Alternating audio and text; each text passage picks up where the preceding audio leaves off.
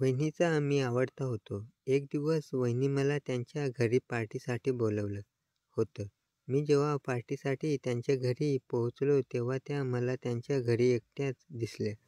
काही वेळाने त्या अशा काही अवस्थेत बाहेर आल्या की त्यांना पाहून मीही बेभान झालो. तेव्हाच वहिनीने माझ्याजवळ येऊन मला मिठी मारली.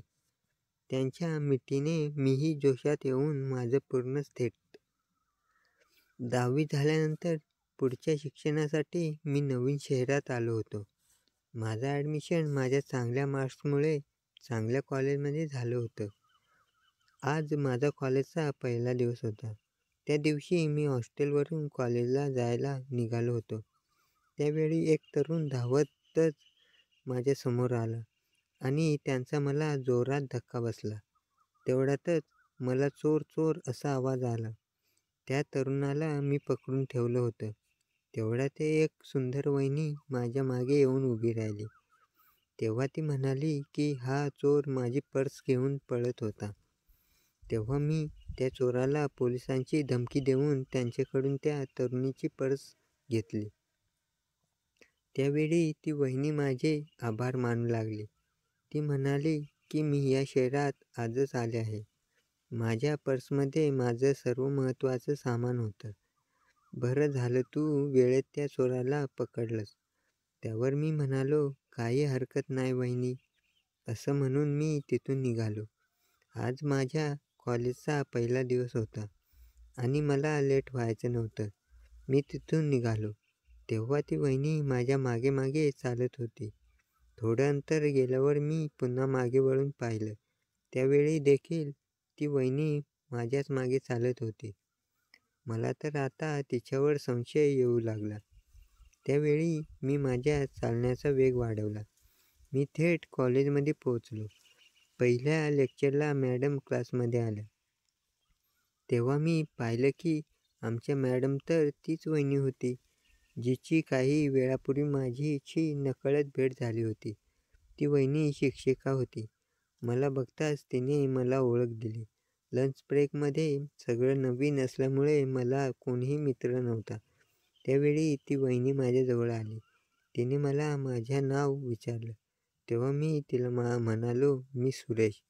तेव्हा तिने देखील स्वतःहून तिचं नाव मला सांगितलं. ती म्हणाली, मी योगिता. खरं तर ती माझी शिक्षिका होती.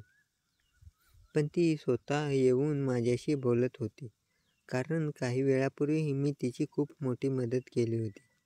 त्यावेळी योगिता वहिनी मला म्हणाल्या की आज तू लंचसाठी काय आणलंच नाहीस का? तेव्हा मी म्हणालो, वहिनी आज माझा ह्या शहरात आणि ह्या कॉलेजमध्ये पहिलाच दिवस आहे. त्यामुळे अजून मला इथल्या काहीच गोष्टी माहीत नाहीत. तेव्हा त्या म्हणाल्या, काही काळजी करू नकोस. तू माझी मदत केली आहेस तर मीही आता तुझी मदत करेल. माझा हात पकडून त्या मला कुठेतरी घेऊन जाऊ लागल्या.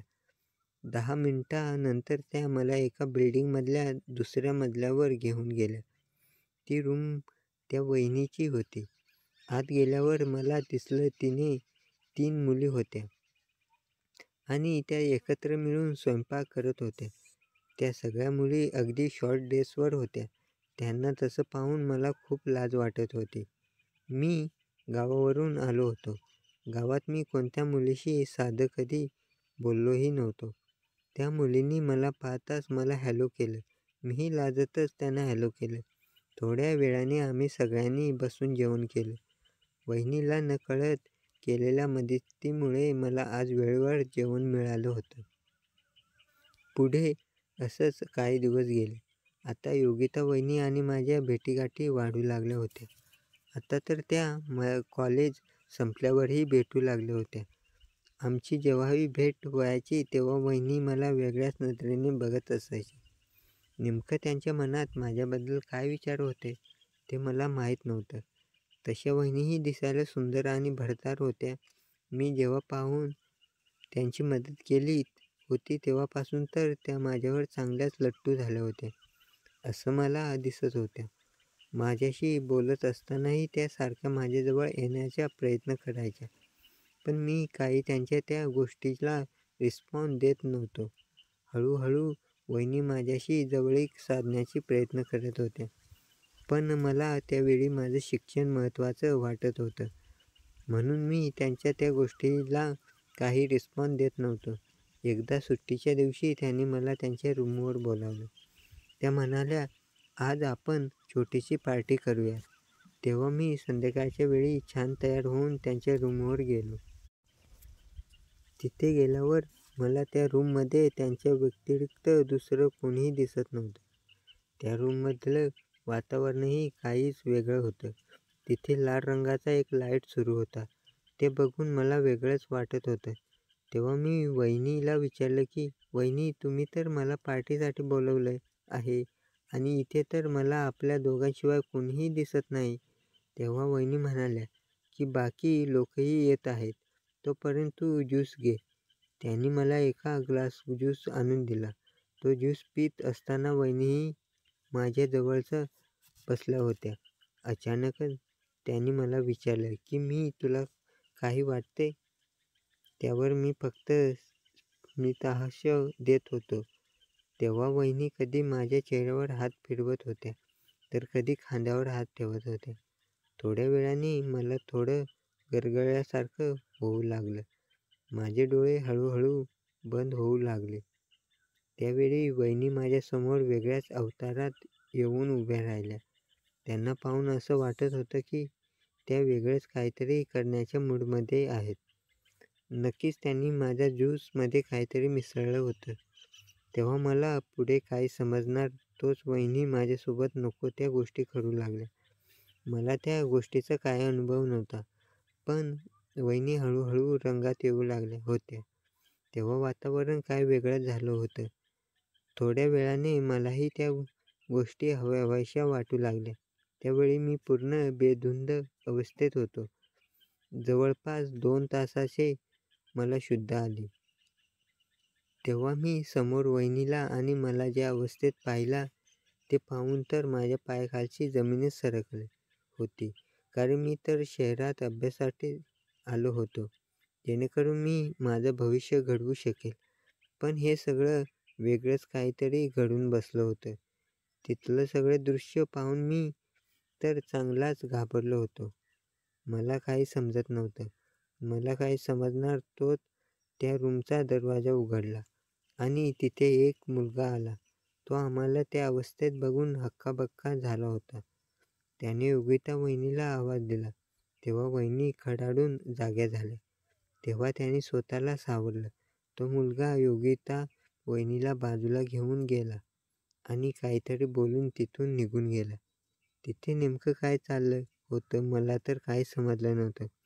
मी वहिनीला म्हणालो, "वहिनी, तुम्ही हे माझ्यासोबत काय करू बसला?"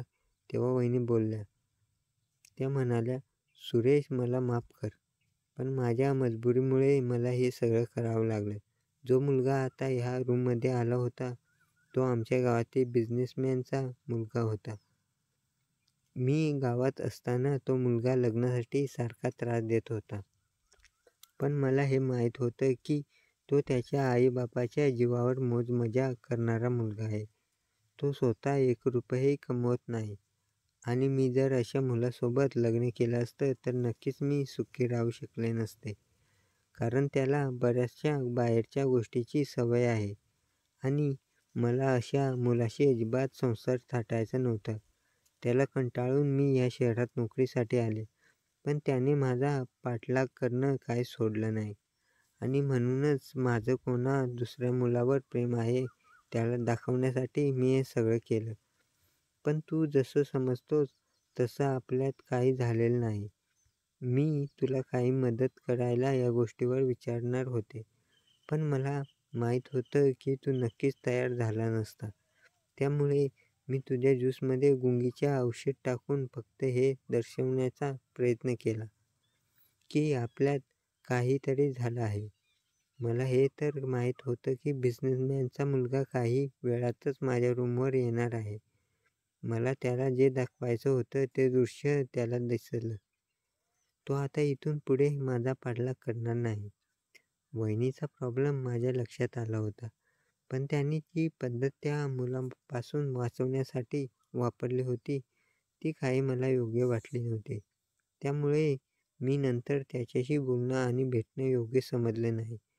कारण एक प्रकारे त्यांनी त्यांच्या फायद्यासाठीच माझा उपयोग केला होता, असं मला वाटत होतं. मित्रांनो, आजकाल कोण कोणाचा कशाप्रकारे फायदा उचलेल हे सांगता येत नाही.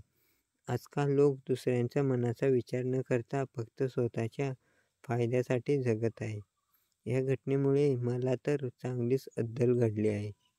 कारण मी ज्या वहिनीला चांगलं समजलं होतं, त्याने माझ्या अशा प्रकारे वापर करून घेतला. पण माझ्या मनावर त्या गोष्टीचा खूप वाईट परिणाम झाला होता. मित्रांनो, ही कथा आवडली असेल तर व्हिडिओला लाईक करा आणि रात्रीच्या गोष्टी या चॅनलला सबस्क्राईब करा आणि बेल आयकॉनवर क्लिक करून ऑलवर सेट करा. धन्यवाद.